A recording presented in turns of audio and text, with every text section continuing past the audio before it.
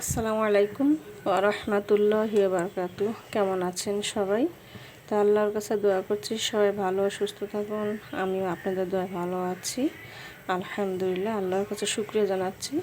আজকে আপনাদের সামনে হাজির হয়েছি মূলা শাক নিয়ে। আমি মূলা শাক কেটে ধুয়ে রেখেছি, এখন রান্না করব। চলুন রান্না করা যাক। তো আমি কড়াই বসায় দিয়েছি, এখন পেঁয়াজ কাঁচামরিচ দিয়ে দেব।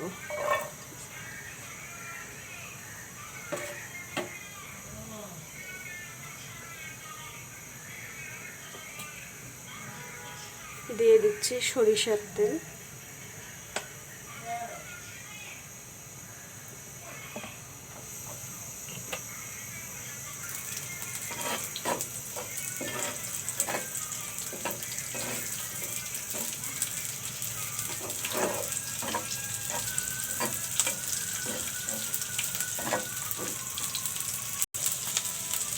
রসুন কাটা, পেঁয়াজ, মরিচ এগুলো ভেজে নিয়ে তারপর আমি শাকটা দিয়ে দেব। এখন আমি শাকগুলা দিয়ে দেব। মূলা শাক দিয়ে দিচ্ছি, লবণ পরিমাণ মতো দিয়ে দিব।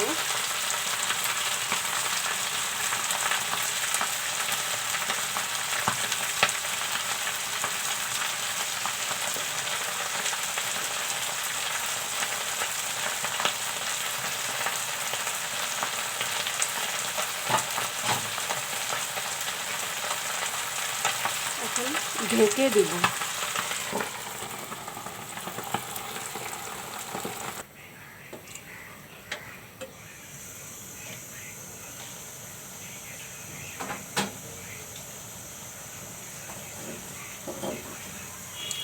দেখুন শাকগুলা মিলে গেছে।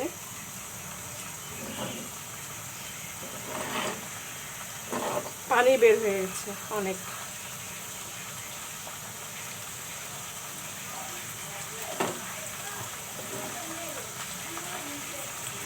এই পানিতেই আমি মূলা শাকগুলো সিদ্ধ করে নেব।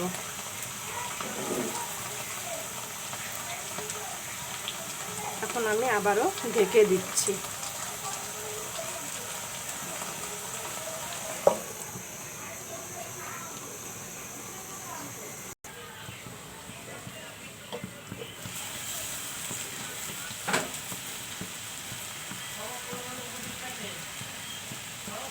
দেখুন পানিগুলো একদম শুকিয়ে গেছে, শাকও সিদ্ধ হয়ে আসছে। মূলা শাক একটু আমি পছন্দই করি, আমার খুবই ভালো লাগে। শাকটা হয়েও আসছে।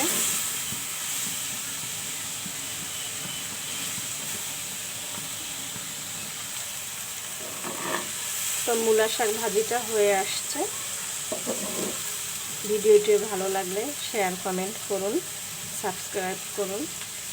সবাই ভালো থাকুন ও সুস্থ থাকুন, এই দোয়া কামনা করে রেখে দিচ্ছি। আসসালামু আলাইকুম ওয়া রাহমাতুল্লাহি ওয়া বারাকাতুহু।